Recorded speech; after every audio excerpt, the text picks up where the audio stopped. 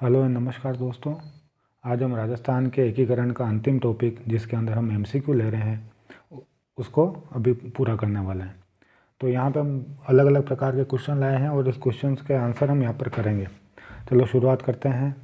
पहला क्वेश्चन, एकीकरण के समय किस मारवाड़ नरेश ने पाकिस्तान में मिलने का प्रयास किया था? तो एकीकरण के समय राजा हनुमंत सिंह ने, जो मारवाड़ के थे, उन्होंने पाकिस्तान में मिलने का प्रयास किया था। अगले प्रश्न की ओर चलते हैं। भारत सरकार ने किस समिति की सिफारिश पर मत्स्य संघ को वृहत राजस्थान में मिलाया था?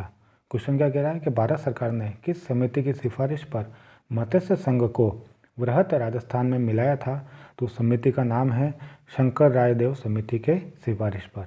अगला प्रश्न, 1948 में किन 4 देशी रियासतों को मिलाकर मत्स्य संघ का निर्माण किया गया?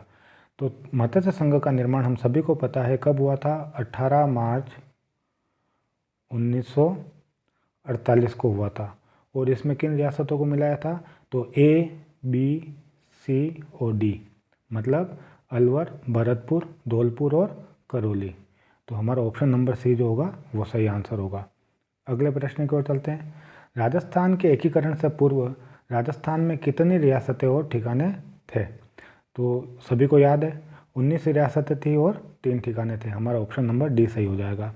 अगले प्रश्न की ओर चलते हैं। विलय पत्र पर हस्ताक्षर करते समय किसने कहा था कि मैं अपने डेथ वारंट पर साइन कर रहा हूँ? तो यह कहा था बांसवाड़ा के महारावल चंद्रवीर सिंह के द्वारा। ऑप्शन नंबर डी सही होगा यहाँ पर।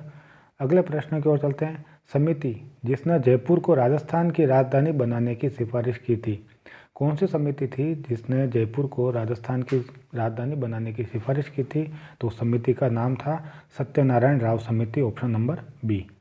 अगला प्रश्न है, राजस्थान में राज प्रमुख का पद कब समाप्त हुआ? तो राज प्रमुख का पद कब समाप्त हुआ? तो तभी हुआ जब राज्यपाल की नियुक्ति हुई थी। तो कब समाप्त हुआ? 1 नवंबर 1956 को, संविधान संशोधन 7 के तहत। संविधान संशोधन 7 के तहत हुआ था। तो हमारा यहाँ पे आंसर कौन सा हो जाएगा? Option number C. अगला प्रश्न लेते हैं। किसकी सिफारिशों के आधार पर आबू व देलवाड़ा तहसील को राजस्थान में मिलाया गया? किसकी सिफारिश के आधार पर आबू व देलवाड़ा तहसील को राजस्थान में मिलाया गया था? तो यहाँ पे हमारा आंसर क्या होगा? गोकुल भाई भट्ट की सिफारिश पर। अगला प्रश्न, मेवाड़ के महाराणा भूपाल सिंह किस वर्ष में राजस्थान के महाराज प्रमुख बने थे? मेवाड़ के महाराणा भूपाल सिंह किस वर्ष में राजस्थान के महाराज प्रमुख बने थे? 1947, 48, 49 या 50? 47, 48, 49 या 50? तो ये याद रखना है कि महाराणा भूपाल सिंह को राज प्रमुख बनाया गया था तृतीय चरण में, जबकि इन्हें महाराज प्रमुख बनाया गया था चतुर्थ चरण में। और चतुर्थ चरण का नाम क्या था? वृहत राजस्थान, जिसमें वृहत राजस्थान में इन्हें महाराज प्रमुख बनाया गया था तथा राज प्रमुख बनाया गया था मानसिंह द्वितीय को। और चतुर्थ चरण हमारा कब हुआ था? तो आप देखिए, हमारा चतुर्थ चरण हुआ था 1949 को। अगला प्रश्न, राजस्थान के एकीकरण की प्रक्रिया के समय मत्स्य संघ की वार्षिक आय कितनी थी? राजस्थान में एकीकरण की प्रक्रिया के समय मत्स्य संघ की वार्षिक आय कितनी थी? तो वो थी 184 लाख रुपए, 1,84,00,000 रुपए। अगला प्रश्न, स्वतंत्रता के समय कौन सा ठिकाना राजस्थान में नहीं था? कुशलगढ़ बांसवाड़ा में, निमराना अलवर, लावा टोंक या उपरोक्त सभी? अब यहाँ पर क्वेश्चन को ज़रा ध्यान से पढ़ना। ये कह रहा है स्वतंत्रता के समय कौन सा ठिकाना राजस्थान में नहीं था। तो यहाँ पर आपको समझना होगा कि एकीकरण पूर्ण होने से पहले राजस्थान नाम था ही नहीं, तो इसलिए ये तीनों ठिकाने भी राजस्थान में नहीं थे। और अगर प्रश्न ये आ जाए कि कौन कौन से ठिकाने थे, तो ये लावा, निमराना और कुशलगढ़ तीनों ठिकाने एकीकरण के अंदर राजस्थान में शामिल किए गए थे।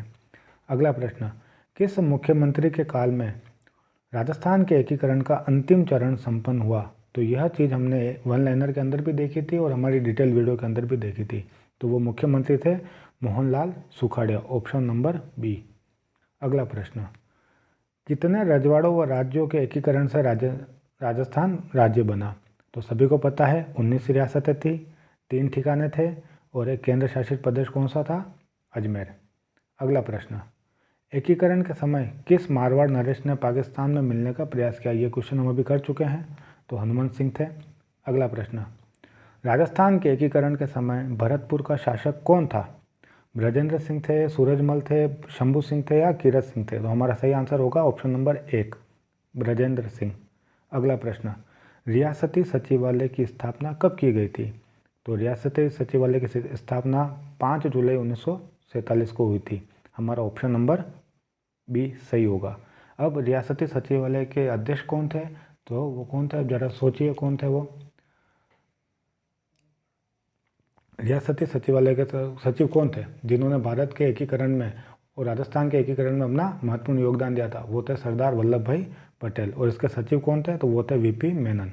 अगला प्रश्न, ऐसी कौन सी रियासतें थी जिन्हें तोपों की सलामी का अधिकार नहीं था? यहाँ से ये एक इम्पोर्टेंट क्वेश्चन बनता है। क्या वो शाहपुरा और टोंक थी, किशनगढ़ और बीकानेर थी, भीलवाड़ा और किशनगढ़ थी, या शाहपुरा और किशनगढ़ थी? तो ऐसी 2 रियासतें थी, शाहपुरा और किशनगढ़। ऑप्शन नंबर डी हमारा क्या होगा, सही आंसर होगा। अगला प्रश्न चलते हैं। सर्वप्रथम किसने 1939 में राजस्थान की रियासतों के समूहीकरण व एकीकरण के प्रश्न को उठाया था? तो ये उठाया था लॉर्ड लिथलिंगो ने। ऑप्शन नंबर सी हमारा यहाँ पर राइट आंसर होगा, लॉर्ड लिथलिंगो। अगला प्रश्न, शंकर राव देव समिति का संबंध राजस्थान के एकीकरण के किस संबंध चरण से है? तो हमको सबको पता है शंकर राव देव समिति के कारण ही मत्स्य संघ का वृहत राजस्थान में विलय किया गया था। तो ये कौन सा चरण था? यह 5वां चरण था। अर्थात हमारा ऑप्शन नंबर क्या होगा, ए सही होगा। अगला प्रश्न, संयुक्त वृहत राजस्थान कब अस्तित्व में आया? संयुक्त वृहत राजस्थान कब अस्तित्व में आया? तो यह 5वें चरण की बात कर रहे हैं। और 5वें चरण की बात करेंगे तो हमारा सही आंसर क्या होगा, 26 जनवरी 1950 को। ऑप्शन नंबर डी हमारा सही आंसर होगा। 30 मार्च 1949 का राजस्थान के इतिहास में महत्व है। क्या महत्व है? 30 मार्च 1949 जब इस भौगोलिक क्षेत्र का नाम राजस्थान दिया गया था, 30 मार्च को राजस्थान दिवस मनाया जाता है। तो इसमें सही आंसर क्या होगा, इसका महत्व क्या है? देश का विभाजन होने से रोकना? नहीं, ये नहीं है। आगे ऑप्शन देखते हैं। रियासती शासकों द्वारा स्वेच्छा से अधिकार छोड़ना, राजस्थान का भारतीय संघ में मिलना, या शासन का जनप्रतिनिधियों के हाथ में आना? तो हमारा सही आंसर क्या होगा, राजस्थान का भारतीय संघ में मिलना। अगला प्रश्न, 1 नवंबर 1956 को निम्नलिखित में से किसे मिलाकर राजस्थान के एकीकरण का कार्य संपूर्ण हुआ? 1 नवंबर 1956 को। तो 1 नवंबर 1956 को अजमेर और सुनेल टप्पा को राजस्थान में मिलाया गया। किसमें मिलाया गया? अजमेर और सुनेल टप्पा को 1 नवंबर 1956 को।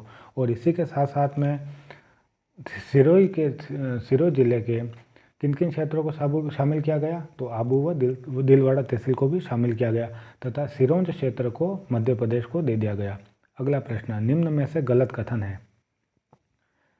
पहला, राजस्थान की सबसे प्राचीन रियासत मेवाड़ है। बिल्कुल सही आंसर है। दूसरा, राज्य की सबसे छोटी रियासत धौलपुर है। हम अभी अगला देखते हैं। राज्य की सबसे नवीन रियासत झालावाड़ है। सही बात है। सबसे बड़ी रियासत जोधपुर है। बिल्कुल सही बात है। तो यहाँ पे हमारा आंसर क्या है, राज्य की सबसे छोटी रियासत धौलपुर नहीं होकर क्या है, शाहपुरा है। सबसे छोटी रियासत है हमारी शाहपुरा थी एकीकरण के समय। तो यहाँ पे हमारा ऑप्शन नंबर बी राइट होगा। अगला प्रश्न, राजस्थान के एकीकरण प्रक्रिया के समय मत्स्य संघ की वार्षिक आय कितनी थी? सबको पता है 184 लाख, 1,84,00,000 रुपए। आगे बढ़ते हैं। 14 फरवरी 1948 को भारत सरकार ने भरतपुर प्रशासन पर अधिकार करके भरतपुर राज्य का प्रशासक किसे सौंपा था? तो यहाँ पे ऑप्शन में मुझे थोड़ी गड़बड़ी लग रही है, इसलिए अभी इस प्रश्न को मैं क्या करूँगा, स्किप करूँगा। इसका आंसर आपको कमेंट बॉक्स में मिल जाएगा। अगला प्रश्न, पी सत्यनारायण राव समिति के संदर्भ में निम्नलिखित में से कौन सा कथन सत्य नहीं है? तो पहला पढ़ते हैं। इस समिति ने जयपुर को राजस्थान की राजधानी बनाने की सिफारिश की। बिल्कुल सही बात है। अगला ऑप्शन, इस समिति ने लोक सेवा आयोग का मुख्यालय अजमेर रखे जाने की बात की। बिल्कुल सही बात है। इस समिति ने हाईकोर्ट जोधपुर रखने की बात की। ये भी सही बात है। इस समिति ने कृषि विभाग का मुख्यालय उदयपुर में रखे जाने की सिफारिश की। ये गलत हो जाएगा, क्योंकि कृषि विभाग कहाँ को दिया था? यह दिया था भरतपुर को। उदयपुर को क्या दिया था? खनिज विभाग दिया था। तो यहाँ पर हमारा ऑप्शन नंबर डी राइट होगा। अगला प्रश्न, आज़ादी से पूर्व नॉन सैल्यूटेड स्टेट ठिकाने कौन कौन से थे? तो लावा भी था, नीमराणा भी था और कुशलगढ़ भी था। इन तीनों को नॉन सैल्यूट स्टेट के ठिकाने में माना जाता है। तो हमारा आंसर होगा ऑप्शन नंबर डी, उपयुक्त सभी। अगला प्रश्न, भारतीय संविधान के अनुसार राजस्थान को भारत के किस श्रेणी का राज्य रखा गया है? तो उस समय राजस्थान था द्वितीय श्रेणी का राज्य या बी श्रेणी का राज्य। अब यह इस चीज़ को भी ध्यान रखना कि जब हम किसान आंदोलन पढ़ेंगे तो उसमें भीलवाड़ा की बात होगी, और भीलवाड़ा उस समय ए श्रेणी का ठिकाना था। अगला क्वेश्चन, कितने सोपानों में सिरोही का राजस्थान में विलय हुआ? तो सिरोही का राजस्थान में विलय 2 सोपानों में हुआ था। छठा चरण भी इससे संबंधित है और 7वां भी इससे संबंधित है।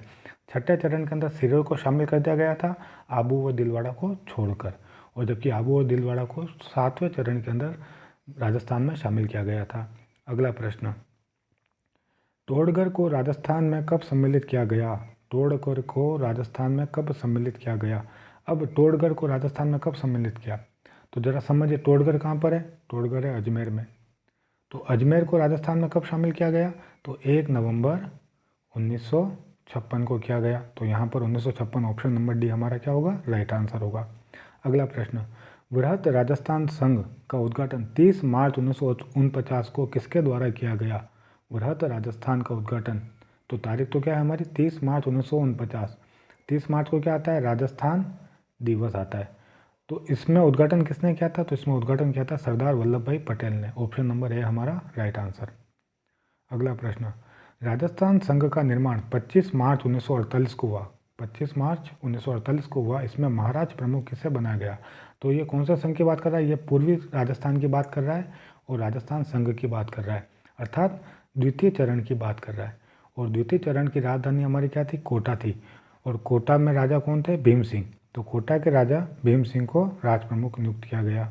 अगला प्रश्न, राजस्थान के एकीकरण के समय कोटा के शासक कौन थे? तो हम अभी पढ़ के आए हैं, राजस्थान के एकीकरण के समय कोटा के शासक थे भीम सिंह।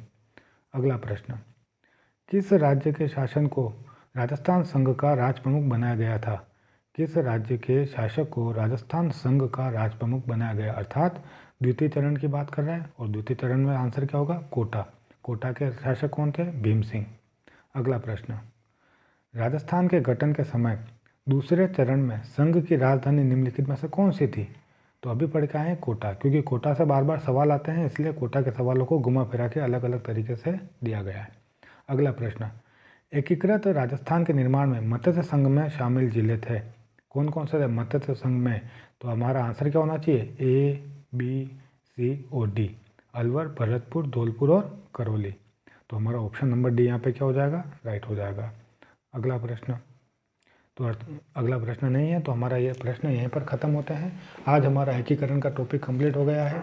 कल हम प्रजामंडल से संबंधित जो उसका टॉपिक का सार है वो आपके सामने लेकर आएंगे, और उसके बाद उसकी वन लाइनर और उसका भी MCQ लेके आएंगे। ठीक है दोस्तों, धन्यवाद।